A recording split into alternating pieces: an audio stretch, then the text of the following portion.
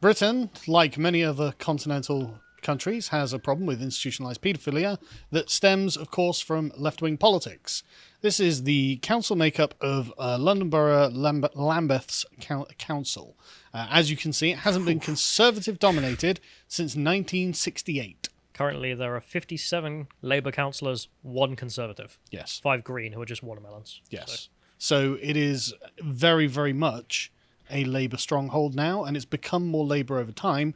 But even back in the 70s and 80s, it was very, very Labour, as a sort of like 2-to-1 factor. The occasional Lib Dem popping up in there, but mostly Labour. So this has been the subject of a recent revelation by Dr. Alexis J. Do you remember Dr. Alexis J? She's the one who did the Rotherham report. She is. She's an absolute hero of the empire. And she is the person who seems to be single-handedly bringing light to all of the child sexual abuse that the left-wing run areas of the country have been permitting for such a long time. This one was a recent one that's been released that reveals that hundreds of children were abused while in the care of Lambeth Council. The abuse occurred over several decades on a scale they say is hard to comprehend. Hundreds of allegations, about 700 allegations in fact, come from just 3 care homes in the borough. 700 in 3 homes. And this is, of course, going to be massively underreported. The true scale of the abuse is far likely to be higher, as with the grooming gang scandals. But, of course, we can only work with what we have. What's the timescale for this, do they say? Decades. Decades, okay. So Lambeth Council allowed violence and sexual assault to flourish in its children's residential homes, failed to act against known abusers, or tackle the brutal, harsh, punitive culture of its homes with devastating consequences. They say, it is hard to comprehend the cruelty and sexual abuse inflicted on children in the care of Lambeth Council over many years by staff, foster carers and families, and their families, by volunteers in residential settings, the report concludes. Although most of the children had been taken into care after suffering violence and neglect at the hand of family members, the report noted that for some, the experience they had in the homes was worse than living with their birth families. The council failed on multiple occasions to protect children, including employing staff who it knew posed a risk to children, failing to investigate employees suspected of sexual abuse, and exposing children to situations where they knew that there was a risk of sexual abuse. Over 40 years, just 1 senior employee was disciplined for their part in the catalogue of abuse. 700 children in 3 homes and 1 person gets in trouble for this. More importantly, they knew. They knew. They knew that the staff were at risk. They knew that the situations they were putting the kids in were at risk. They did, and we'll get to exactly how they knew in a second. 6 perpetrators of sexual abuse connected to Lambeth homes, some of whom were council employees, were convicted of child sexual abuse between 1994 and 2019. So long after the events, these people get convicted. Again, very much like the grooming gang scandal, in fact. Many staff at the children's homes demonstrated a callous regard for the vulnerable children they were paid to look after. Some failed to act when they knew about the sexual abuse and showed little compassion to the victims. It was this staff intended to create a harsh and punitive environment, the report concludes. It also is also critical of the Children's Services Inspectorate, Ofsted, and its predecessors for failing to do anything about all of this, obviously, and of course the Metropolitan Police for failing to investigate the links between the offenders and the criminal investigations themselves, right? But this is the key crux of all of this, and all of the institutionalized noncery that happened in the latter half of the 20th century. Quote, the report is scathing of what it calls the progressive left-wing culture of the council in the 1980s. Imagine my shock. Just imagine. There is nowhere... So progressive, as it should be seen, is essentially a dog whistle for sexual liberation of paedophiles. Yes. Is that what's going to happen? Yes. Every goddamn time. It's a dog whistle for noncery. This is why the word progressive holds such mud for me. Yeah, whenever I hear it. I despise it. I don't know where they're trying to progress to, but the things they've progressed into so far have been disgraceful and just way beyond the pale. And if this is what progress looks like, return to tradition, in my opinion. Anyway, you know, the traditional opinion of not raping children. Yeah, don't molest children. If that's, I know that's very retrograde. That's not very forward thinking, but I'm not going to let it go. Anyway, many councillors and staff purported to hold principled beliefs about tackling racism and promoting equality, but in reality, they failed to apply these principles to the children in their care. Amazing. It also notes that the overwhelming majority of the children in its homes were black. At Shirley Oaks in 1980, 57% of the children in care were black. At South Vale, children a decade later, 85% of them were black. And the report says that racism was evident in the hostile and abusive treatment towards them by the staff. Professor Alexis Jay, who chaired the inquiry, said that the children were pawns in a toxic power game within the council in the 1980s and 90s, which was characterized over many years by bullying, racism, nepotism, sexism against the backdrop of political chaos, corruption, and financial mismanagement. Basically, what this power struggle was between the council and central government, as in Thatcher's government, and the Labour Council doing everything they can to resist it. And for some reason, this included allowing paedophiles to run rampant through their care homes. But also the allegation made that they weren't just abusing the children sexually, but also racially, by the sounds of it. Mm-hmm. It seems that way. That's right, they're progressives. Yeah, I haven't had... Yeah, exactly, they're very progressive. They pay lip service to progressive beliefs while doing horrific things. Well, that's what they do every day, all day. Exactly. That's exactly the method of the left has never changed. Anyway, Alexis Jay added, all of this contributed to allowing children in their care to suffer the most horrendous sexual abuse, with just one senior council employee disciplined for their part in it. So anyway, right, we get some of the children's own accounts, and these are just staggering, these accounts. We can get to the next one. We don't know the name of the children, child LAA7. After being taken into care in the mid-1970s, aged 8, this child spent time in the notorious Shirley Oaks care home before running away and moving to another home in South Vale.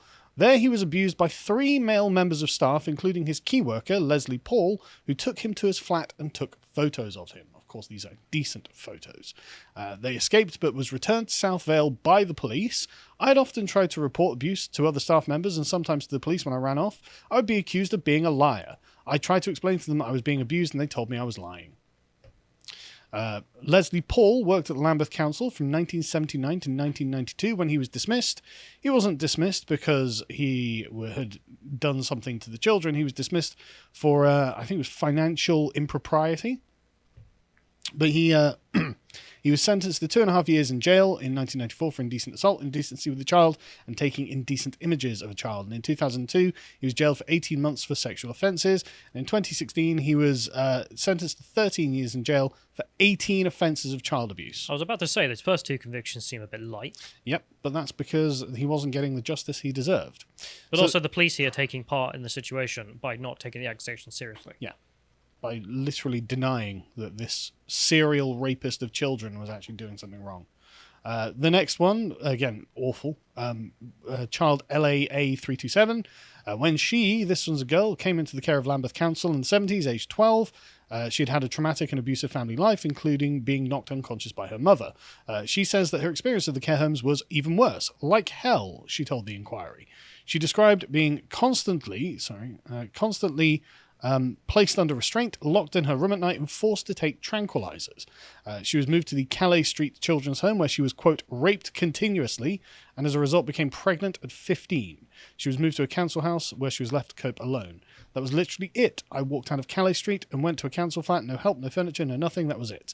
I was literally left to deal with it myself. No money, no nothing. I went into care with family. I came out of care. I hadn't seen my family in 14 years. Just hang on. She had a family... And yet they put her in care because of what? Abuse. So the family were abusing her sexually, yes. or just... just physically. Right. Abuse. So they moved her mother had knocked her out, for example. So then they moved her in with sexual abusers to remedy the situation. Yes. Child LAA323 was taken to... another girl, was taken to Shirley Oaks care home in the 1970s when she was just 2. She was subsequently hospitalized after being thrown into a table by a member of staff and locked in a cupboard. She was also sexually abused by a male visitor, although not a relative, described as an uncle. She later received compensation, but of course, this has all been awful. So the consequence of Lambeth Council's institutionalised and just long-running known paedophilia was that they had to pay out £71 million to their victims. And this is, again, only the victims that we know about. There are bound to be more. Among those who have faced criticism, of course, the police and social services and local politicians and officials. Criticism is a light way of putting it, for presiding over the institutionalized rape of children.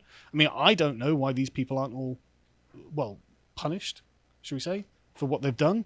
But I guess justice is something that just escapes from this situation. I mean, 7 years for all of those involved. would be the appropriate thing to do at the minimum. At the bare let's say, minimum, yeah. of what is currently the law. Yep. So, for example, one man called John Carroll, who you can see there, is a paedophile, and he was an abuser, and he was allowed to remain in his job as the boss of one care home, despite senior officials learning that he had a prior conviction for child sexual abuse in 1986. So they knew he was a convicted paedophile, and they're like, you can be the boss of this care home. What could go wrong? It was Carroll, that was sacked in 1991, but only for financial irregularities. And in 1999, he was jailed for 10 years after admitting a string of sexual assaults against children following a Merseyside police probe. Yes, he is a convicted paedophile, but we are also going to give him unfettered access to children. Again, it's very much like the Dr. Kentler view of things. They know. They know. They know what they're doing. Of course they know. They're very progressive. Proto-woke, if you will. Anyway, the BBC reported this in the most BBC way possible. Oh, there was a culture of cover-up that saw hundreds of children abused. Culture of cover-up, BBC? You sure you want to open that box? Anyway. What kind of culture? Well, Should we give it a label? A very progressive one, yes. But anyway, Lambeth Council has apparently apologised unreservedly, which is not really good enough, is it? Paid their $71 million. Metropolitan Police has also apologised, and the report basically blames Labour Council's battle against the Conservative government. During that time, the children in care became pawns in the toxic power game, as we said. But again, BBC, do you really want to talk about covering up child sexual abuse? Because isn't that what you did with Jimmy Savile? I mean, if we can go to the next one, this is what all of the people in the BBC at the time were saying. For example, Radio 1 DJ Andy Kershaw said he believes senior management was still trying to cover their tracks as late as 2012 over Jimmy Savile's abuse. And of course, the BBC have a statue of a paedophile, or like what I guess is a paedophile. I mean, I don't know how to describe it. It's a man. I thought the guy who made the statue was a paedophile. Yeah. But the statue itself is of a man with a naked young boy in front of him for some reason, by a chap called Eric Gill, who was one of the most respected artists of the 20th century until he died in 1940. And then his diaries were published in 1989 that revealed that he raped his 2 daughters and the family dog. And someone at the BBC was like, "We need a statue that represents the value of the BBC. What have you got in mind, chap? Well, how about a man with a naked boy?" Yeah, that's not weird, is it? And despite the fact that there have been lots of attempts to get people to remove this statue, because is it appropriate to have a statue of a paedophile statue on the BBC? When the BBC is already known to have been harbouring paedophiles? Yeah, and it's still there. This was in 2013. They were like, oh, this should be taken down. They're like, no. Yeah, if I can think of a statue to move to a museum, yeah, as a museum to the BBC's noncery, and to remember what they've done, that would be it. Yeah. I mean, I agree. But anyway... The Guardian had a Guardian moment about it. So, yeah, I mean, but can we separate the artist from the abuser? Why would we need to? Can we not just get rid of the nonce statue? Hang on, it's not like he made a sculpture of a football. Yeah, I know. If he'd done something that was of genuine artistic merit... Like, here's a building. Yeah, exactly. Or, here's the Virgin Mary or something. No, but it's a man holding a young boy with a flute for some reason. And the boy is nude. And the boy is totally nude. Like, I'm sorry, why is that what you choose? Can't you put up a statue of Orwell or something? I mean, for the love of God. Like, what are you doing? But no, the Guardian's like, but hang on, we need to stop and think about this for a minute. It's like, of course you do. Of course you need to stop and think also, about this. death to the statue of Churchill. Yeah, exactly. Also, tear down Churchill, But anyway, so what was the other thing that you wanted to cover on this one? Oh, so some of the other stuff that came up about this. So we go to the next one. There's Maggie Oliver here saying that, well... there's an Islamic flavour to this, isn't there? Because everything in Britain has that flavour. So on the side, she says here, once again, professionals failing in their duty to protect a sadly familiar story that demands action and accountability for all those who were turned away. Because this is an instance of a girl who was essentially sold into sexual slavery by the council. So we go to the next link. This is the story. So you can see here, social worker attended wedding of terrified girl, 15, the wedding to her abuser. Despite the teenager not coming from a Muslim background, professionals meant to protect her then allowed the parents of her husband to foster her. Right, so her rapist's family have adopted her and now she's marrying her rapist. This was after she became pregnant. So a rapist raped a child. 15. So the council were like, how do we remedy that situation? We could put him in prison, could do other things. Nah, let's not do that. Let's marry him off to his parents, so then he's a foster child, and will also marry her to him. Totally normal. One of the social workers allegedly even attended the wedding ceremony. They know what they're doing. The terrified girl, referred to as Anna, was left in a state of domestic slavery. That's the correct way of putting all this. These people are essentially sexual slaves, which is why you'll have people like British Voldemort mentioning that, hey, in the Quran it says you can take sexual slaves. Yep. And then you'll have Muslims saying, oh, no, it totally doesn't, except when you actually just buy a copy of the Quran or Google it. You can look up the doctrine of what your right hand possesses to find out more. So they married her off into domestic slavery, scared to leave the controlling relationship for fear she would be a victim of an honor killing, she told reports authorities. Details emerged yesterday in an independent report into the treatment of 5 abuse victims in West Yorkshire City over the last 2 decades, which found that children suffered abuse no child should have to experience, including selling young girls in domestic slavery. Seems to be happening everywhere, doesn't it? Alarmingly, the report concluded that some youngsters in Bradford, quote, remain unprotected from sex exploitation. Bradford. We know. Known for God knows what. But what I wanted to counter all this with is you have all this stuff that goes on, and it's good they finally got a payout, let's say, in the case of Lambeth. The minimum. It only took decades. There should be people going to jail alongside that from the authorities, because you have to send a message to your bureaucrats. You cannot be seen to engage in any such thing. Or Just know a shame that we've abolished the it. death penalty, that's all. Carry on. I wanted to compare this to a situation in which, because she got fostered to that Muslim family, well, what happens when there's an instance of right-wingers trying to get fostership in the UK? Well, we have an example of this from UKIP, actually, in 2012. You can see here, BBC News, UKIP couple have foster children removed from care. Were they abusing the kids?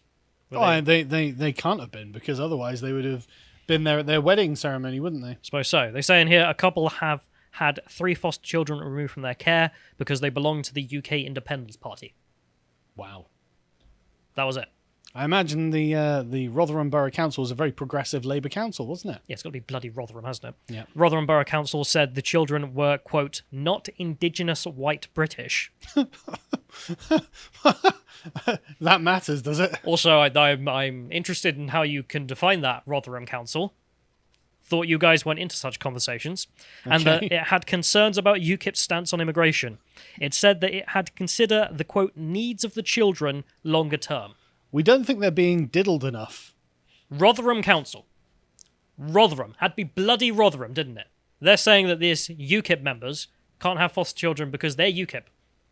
But if you want to rape some kids, A-OK with Rotherham's Council, I guess.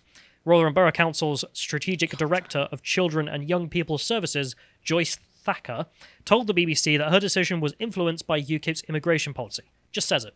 Just openly says it. Which she says calls for an end of the active promotion of multiculturalism. So it was based and red-pilled? Because multiculturalism is not race mixing, in case they're that dumb.